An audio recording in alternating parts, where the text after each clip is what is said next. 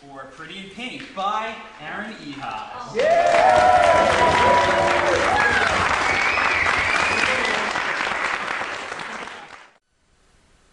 Act 1, fade in, interior loft, living area, evening. Andy wakes up from a cat nap. From the nuts look on his face, we see he is running late. He leaps up, grabs his scarf, and rushes to the door.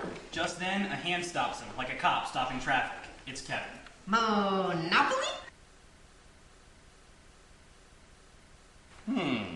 Game board, sex with Gwen. Bye. Okay. Guess you don't mind Gwen seeing you in your dirty underwear. We see that Andy indeed has no pants. He readies. Moments later, Andy emerges from his room, stumbling as he puts pants on. He's now wearing American flag bikini underwear. Don't laugh, they're my only clean pair. Monopoly later then? You promised. Brotherly bonding time. Ooh, can't. We're going dancing and then I'm crashing at Gwen's. Ah, Stogie, no! So, are you two officially... Trust me, it's not like that. We're just friends who sleep together. How sorted. He exits into the hall and waits for the elevator. Don't you ever want something more? Romance? A wife? A family? The elevator doors open to reveal a horribly bedraggled Carlos with baby Nameless, who is giggling hysterically and throwing groceries everywhere. Ah, nearly forgot my condom. Interior, Don's waterbed warehouse later that evening. The store is closing and Don gives orders to Gwen as he prepares to leave. Baby doll, please don't forget to set the alarm. And please don't forget... How can I forget? Whoa! Now hold on a second. You are powerfully interrupted. As I find one other employee who ain't a complete moron, why, you're fired, baby doll. Andy enters the store just as Don is exiting. Are you a moron? Andy sees Gwen behind Don, prompting him to answer yes. Why, yes. To demonstrate, Andy starts drooling and acting like an imbecile, touching Don and making him uncomfortable. Well, your mama must be real proud. Don exits grumbling and screeches off in his Cadillac. Gwen laughs and kisses Andy on the cheek. You're my moron in shining armor. Andy flops down onto a waterbed and begins making waves.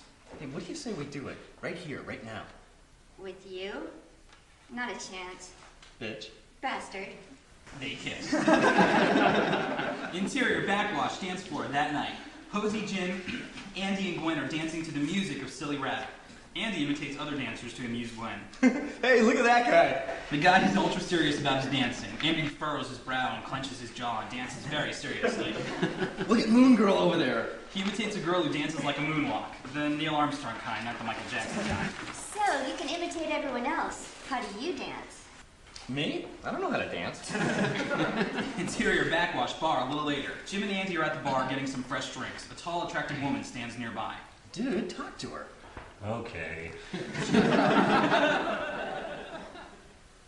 Hey. Hey. What happened? I'm not crazy about her personality. Interior, backwash, dance floor a few minutes later. Andy and Jim return with their drinks, but pause to behold the sight. Posey and Gwen dancing together, very sexy. Is it wrong for me to hope they start kissing? No. How much has Posey had to drink? She doesn't drink. Right, damn. Exterior, Avenue 3, 2 a.m. The group emerges from the club. Just then, a creepy guy walks by and looks at Gwen's ass. Did you see that? That creepy guy's looking at your butt. No, you're being oversensitive. Andy ponders this for a beat, then from off-screen, another dotted line enters the frame and lands on Gwen's chest. Hey, she's my wife. She's mine. We're, together tonight. Well, he doesn't look so happy about that. Come on, Foxy, what they got that I haven't got?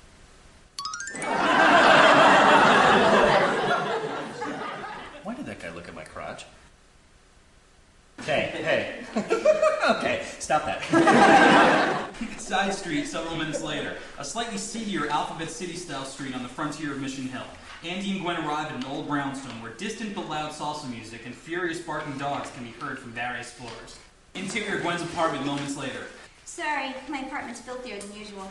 As am I. Ew! Andy struggles out of his pants, revealing his American flag bikini underwear. Oh, I see you love America. Yeah. Nice Florida. Thanks. Andy obediently jumps back up and flips the switch, then gets back in bed. They begin cuddling. Andy lifts the sheet, and a dotted line goes from his eyes to under the sheet. See, aren't you glad it's me doing this and not that creepy guy? Gwen's mood turns sour.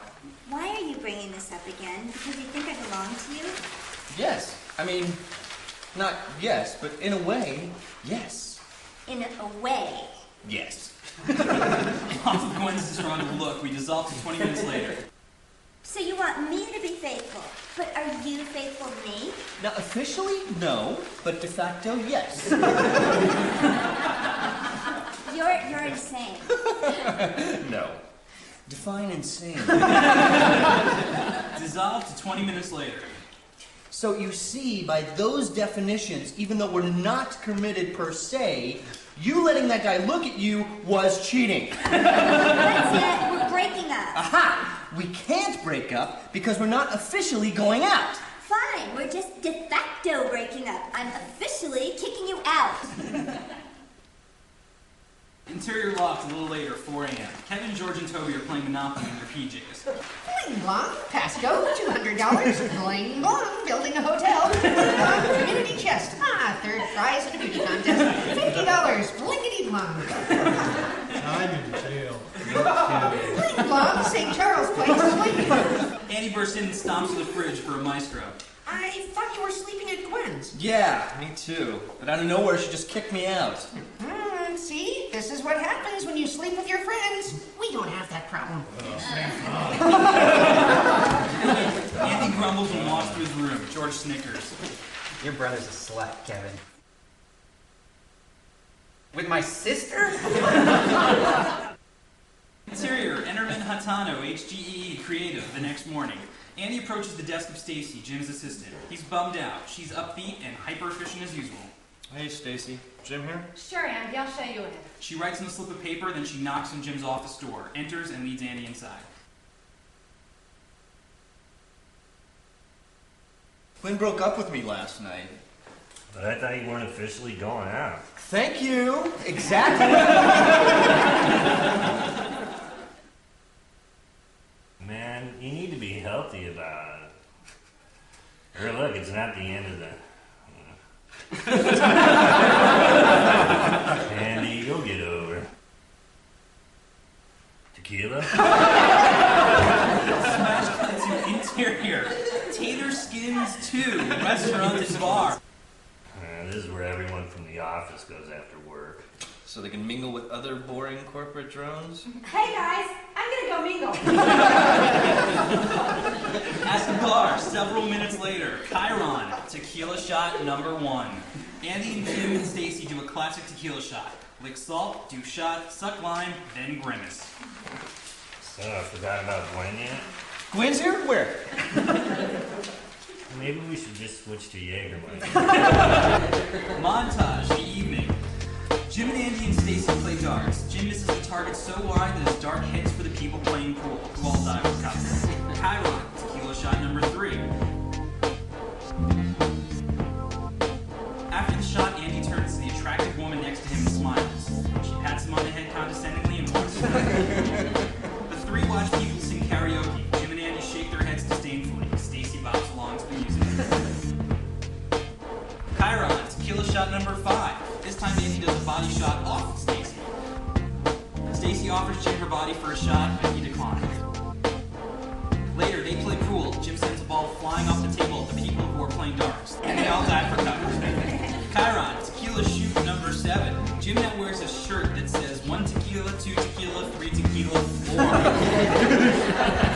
Andy turns to another attractive woman and smiles. She smiles back and drunkenly falls off her stool and asks for help. Jim is now on stage doing karaoke. And the sailors say, Andy, you're a fine girl.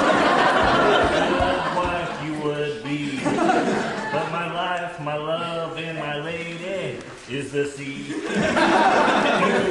Do. Dissolved to a half hour later. Chiron, Tika Shiva. Andy, Stacy, and Jim, all pretty far gone through the shop. Feeling better? Feeling drunker. Sorry, what was the question? Awesome. I think I'm gonna call Gwen. He tries to get up to call her, but falls out of his stool face first into Stacy's lap. Sorry. Andy's point of view, a smile crosses Stacy's face. She gets blurry and begins spinning.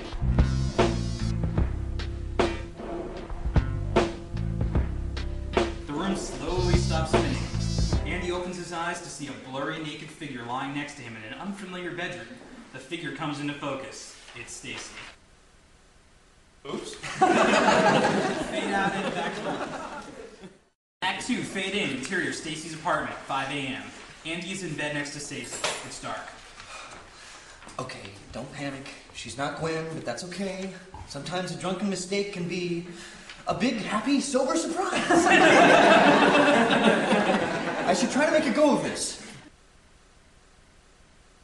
Stacy rolls over and takes the blanket with her, leaving Andy uncovered. He curls up uncomfortably. Interior, Stacy's apartment, morning. Andy wakes up alone in bed. Oh, God. Andy looks around her room, which is exceptionally dull and very neat. Each item he looks at is progressively lamer. Oh, Lord. Oh, please. No. You gotta be kidding. He heads to the bathroom. Before entering, he double takes at a framed novelty magazine cover. Andy enters the bathroom and closes the door. Stacy, already showered and dressed for work, immediately enters the bedroom and makes the bed quickly and efficiently. Crap! He opens the door and peers out. His eyes are pink. My eyes are all sticky. What, are you blaming me? No, I'm just... You just caught my pink eye. Don't freak out. You can use my eye drops. She hands him a bottle of prescription eye drops. Andy puts the drops in and his eyes clear up. Then he grabs an aerosol can from under Stacy's dresser and sprays his left underarm. That's hairspray. After a beat, Andy shrugs and sprays his right underarm as well. When he lowers his arms, his armpits make little crackly sounds. Exterior, Stacy's apartment, kitchen, 5 minutes later. Breakfast? Nope, need all the space in my stomach for coffee. Thanks. What are you having? 8 ounces of plain non-fat yogurt and 6 grapes. Just 6? Those look like pretty good grapes. Maybe you should have 7. That's not funny. Grapes are very fattening. Okay. Wanna watch cartoons? That is funny. You were joking, right? No, I just... No. Oh, great. I'll ask him my grapes. Exterior, loft building, rooftop, later that day. Andy sits in the lawn chair with his head in his hand like Rodin's The Thinker. Jim and Posey come up to the roof. Someone looks depressed. Someone got laid. How'd you... Because you got a minor venereal disease. She points to his eyes. They're pink again. From down the fire escape we hear, Oh, Andy, is that you up there? Come play Monopoly. Andy got laid. Posey! I figured it out because he got a venereal disease. Look. Posey, cut it out! Andy pulls out the eye drops, leans back and puts them in. His eyes clear. Jim sees the name on the bottle's prescription label. Hey, you caught it from Stacy. I was hoping you two would sleep together. Stacy, what about Gwen? Oh, the weed of infidelity bears bitter fruit. See, your sordid past has caught up with you. You should have married Gwen. Now the pink eye is your badge of shame. You're hurt and you're sick. You need help. Now let's go play Monopoly. Kevin's right. Great. The token you choose says a lot about you. I'd say you're a shoe or an iron. Thimble? Not about Monopoly, sweetheart. About Gwen. Spending time with another girl has made me realize how smart and cute and funny and wonderful Gwen is. Slow down there, man. Give Stacy a chance. You two might be perfect together. Something about her vibe. Smash cut to Stacy. I'm in love with Jim! Wide reveal we're inside Tater Skins 2 at the bar. Stacy is a sobbing, desperate mess. Yeah, we probably shouldn't be dating anymore. I try to flirt, but I can't get his attention. She does a shot of tequila. Well, maybe you're being too subtle. I told him he was the sexiest man I knew. And what do you say to that? Awesome. I want to play computer games. She snaps her fingers impatiently at the bartender, and he pours it directly into her mouth. She returns to an upright position. I'm sorry I'm so pathetic. No. Your patheticness has made me realize something important. I should actually thank you for being so pathetic. She begins wailing again. And puts her head down on the bar. Listen, I gotta go.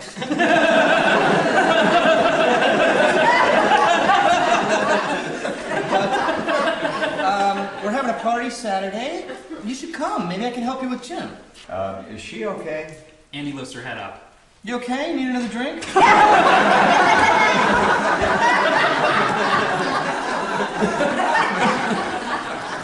Exterior, Gwen's basement apartment later. Andy pounds on Gwen's door. Meanwhile, the dogs in the first floor apartment are barking. The distant salsa music is blaring. And an old lady is clattering about with the trash can. Gwen, I realized something, see, and I can't hear you. What? It's just that... Listen, could you let me in? What is it, Andy? What? I'm sorry for acting so... I can't hear a word you're saying. Gwen, I love you!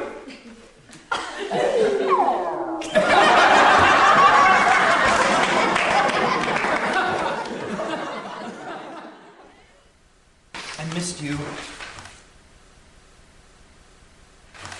Interior Gwen's bedroom later. Andy and Gwen lie in bed together in the dark. Andy notices that since his last visit, Gwen has put glow-in-the-dark star stickers on her ceiling. Hey, you got those cheesy glow-in-the-dark star stickers. So, It just... I mean, I don't think I've seen those since, like, 3rd grade. give me a break. I work in a warehouse. I live in a basement. I need all the sky I can get. I hear you. You know, sometimes buildings just get in the way. Screw buildings. That's right. Buildings can go to hell. Hey, how about next week I take you to dinner where there are no walls, no ceilings, just sky. We'll have dinner on a cloud. Wow. She kisses him. Interior Gwen's bedroom, early morning. A quiet morning. Birds are chirping. There's a soft light in Gwen's face, and Andy watches her sleep. He smiles. You're so beautiful. He kisses her on the forehead, and she yawns and smiles and opens her eyes. They're pink.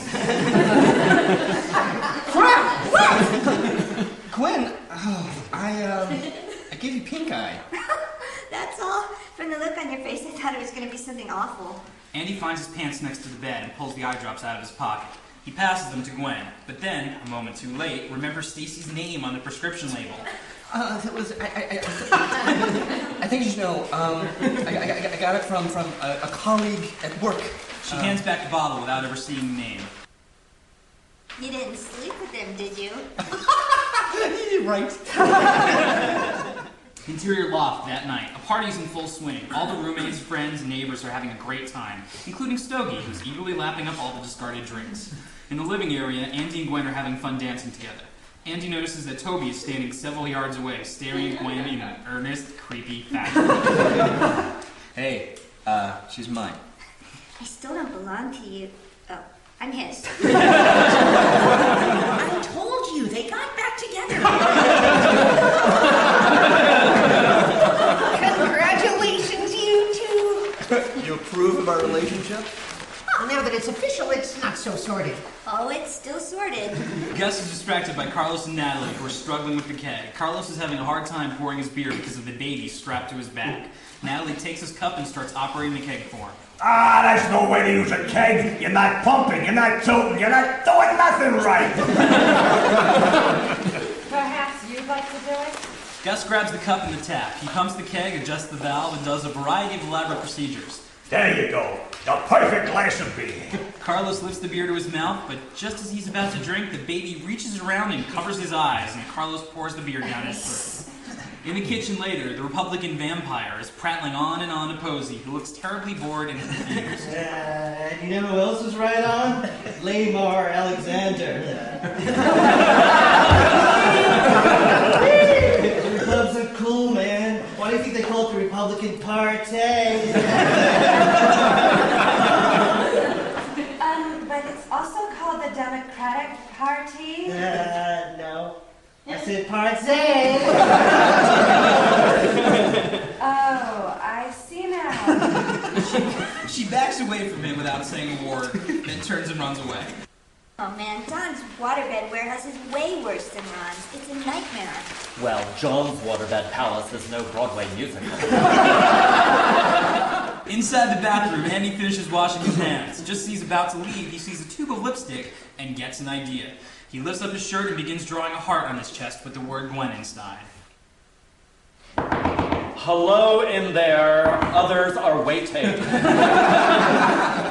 Outside the bathroom, Gwen is still in line. Someone behind her taps her on her shoulder. Excuse me, have you seen Andy? It's Stacy. Her eyes are very pink. I think he accidentally took my eye drops the other morning.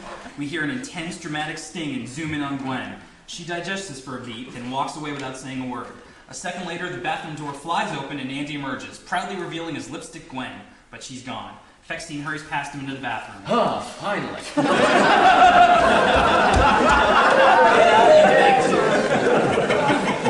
Fade out, end of Act 2. Tom Kenny, professional homosexual. Act 3, fade in, interior hallway outside loft, moments later. The party is spilled out into the hallway. Gwen, seething, waits for the elevator. Stacy comes out of the apartment, sees Jim, and makes a beeline for him. Just as she reaches him, Gwen grabs him and pulls him aside. Jim, what's going on with Andy and that girl? Beads of sweat start to pour down Jim's face. What girl? That girl. Andy certainly never slept with her. Why do you... No. Jim, did Andy sleep with that girl? That girl? She's a virgin. She's a virgin. Yeah, and a lesbian. Also, Andy hates her because she's a lesbian virgin. And I'm not lying. You'd be able to tell if I was lying. Because I'm a really bad liar. Hey, would you mind giving me a ride home? Interior, Jim's car a few minutes later. Jim and Gwen have pulled up to Gwen's apartment. Gwen, although clearly onto Jim, is managing to put up a pretty good front. Thanks for being so honest, Jim. I'm always honest when it comes to Andy's not sleeping with other girls. Gwen's eyes narrow, vengefully. Jim? You got something in your eye. She gets out of the car. Hey, thanks for not lying. Anytime. Close call.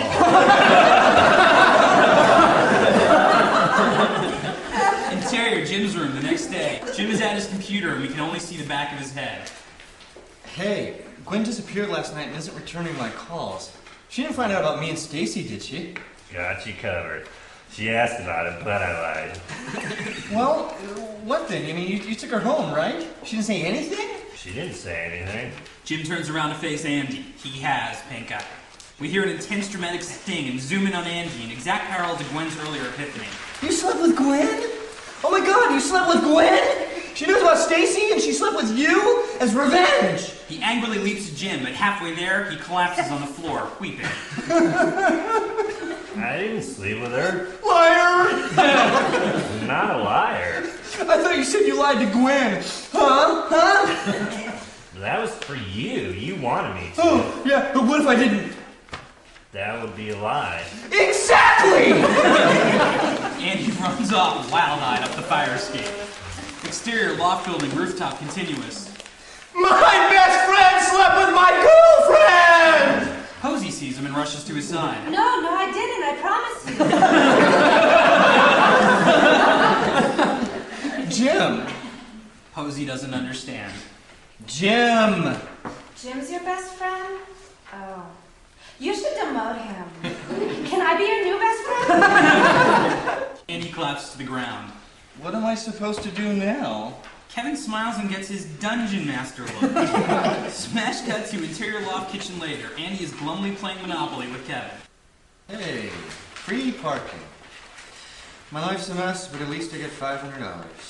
Sorry, Andy. I'm a free parking purist. The rules say free parking is just a space where nothing happens. What should I do about Gwen? You're asking me? I knew Monopoly would bring us together. Who knows more about brotherly bonding than the Parker brothers? Okay, don't rub it in. Andy, what you need is a grand romantic gesture. Kevin rolls and takes his turn while he speaks, calmly moving his token, paying the bank, etc. Just like in all the great romantic comedies. Have you seen You've Got Mail? That's a crappy contemporary idea of romance that has no soul. Okay, how about a classic? Sleepless in Seattle. Andy rolls and lands on one of Kevin's properties. Remember, the hotel's disappeared, so those red jelly beans are hotels. That'll be $1,350. Andy groans and lets his head hit the table. The point is, in all the great love stories, the guys have done far worse things, but they always win the girl back with a grand romantic gesture. You really think it'll work? Of course. How do you think the Green Lantern got married? Interior ad agency, Jim's office day. Andy bursts into Jim's office proclaiming, I don't care if you slept with Gwen. I'm winning her back and there's nothing you can do about it. Okay. Jim slept with someone? Yes, but you can win him back with a grand romantic gesture. Sweep him off his feet. Show him how deep and real your feelings are. Andy leaves and Stacy looks perplexed. Grand romantic gesture. Grand romantic gesture. Exterior, Gus and Wally's apartment later. Oh, dearie dear, something romantic. Now, you do know how to treat a vinyl record, don't you? It's not like a CD. You can't go touching it all over. Stop badgering him! Well, his generation never... Here, Jerome card. That was a trick. Andy smiles and looks at the record, holding it wrong and getting his greasy fingers all over it. Interior, Carlos and Natalie's apartment moments later. Andy bursts in.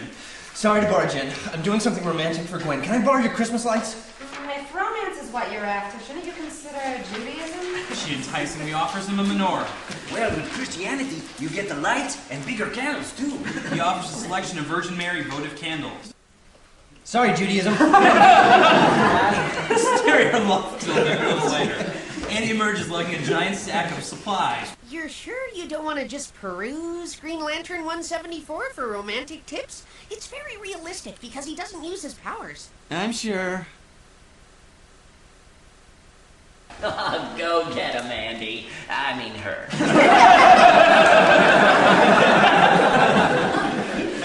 Hey, look, there's little red houses in this dog mess. Oh, Gus, you're imagining things. Oh, he ain't, look. Well, that's what you get for poking around in strange dog do before going to work at your diner. What are you, the board of hell?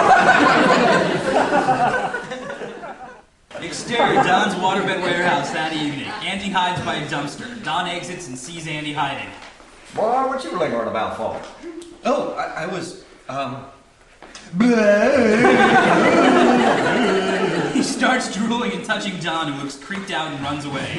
Don screeches off in his Cadillac and the coast is clear. Andy sneaks inside, lugging the giant sack. Interior, Don's. Andy sees Gwen is in the office alone, doing the books. She doesn't see him. He unpacks some things from the sack and climbs up a ladder towards the rafters. 20 minutes later, we see Gwen still doing the books. Andy's near the PA system. He plugs in a small record player and takes out the Kern album. His eyes are very pink. Damn pink eye. With some difficulty, Andy positions the needle on the record.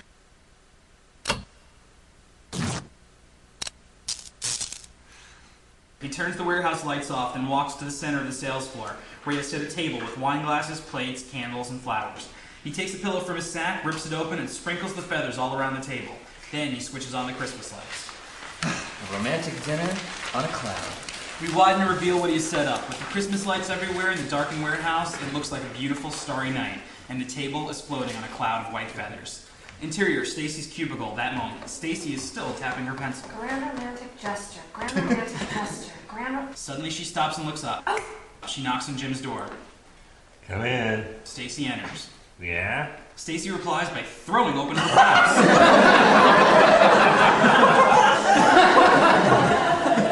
Jim's eyes widen and his cigarette drops from his mouth. Swelling romantic theme plays. Interior dawns that moment. Andy starts the record. A scratchy old version of Smoke Gets in Your Eyes. He pulls out a lighter. Andy's POV. It's blurry, making it hard for him to see the candles. Ah, stupid pink eye. He rubs his eyes and we see him blindly lighting the flowers on fire. He looks on obliviously, but when the whole tablecloth catches, he realizes what's happening. Oh, crap! Crap! Oh, crap! Gwen comes out of the office and sees this. What's going on? Crap! Crap! Fire! Crap! Meanwhile, romantic music is still blaring. Andy's arm catches and he spins around wildly, trying to put himself out.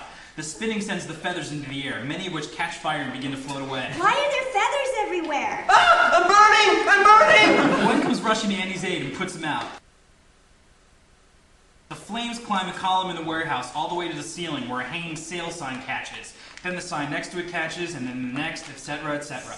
Water! Gwen, where's there water? As if to answer Andy, the floating, flaming feathers begin landing on stacks of waterbeds, melting through and popping them. Torrents of water gush down from the pop waterbeds, putting out the fire, but converting the disaster into a flood.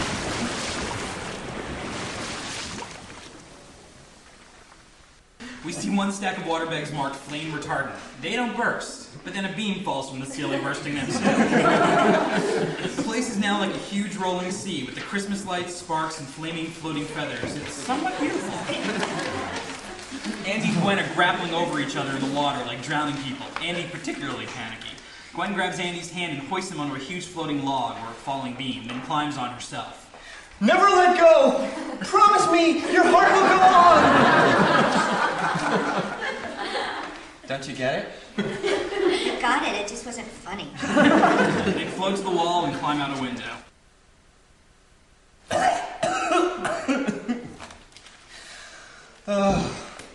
I tried to do something romantic, but it's a wreck. It's a wreck like everything else. Just then, Don screeches back up. He yells at Gwen as he unlocks the front door. You idiot woman! Can't you hear the damn alarm ring? He opens the door, and he and his Cadillac are immediately swept away by the flood that comes rushing out. My star! My merchandise! Oh, no, no! I'm so sorry. This was a disaster. No, Andy, this is a beautiful disaster. I hated this place, and you destroyed it.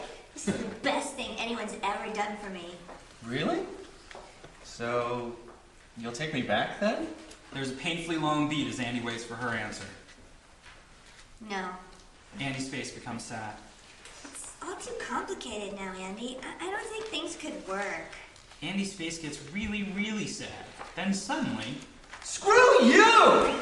What complications? Things aren't complicated for me. My goddamn eyes are stuck together, and all I want to see is you, and all I know is that you're the only one I... Shut up!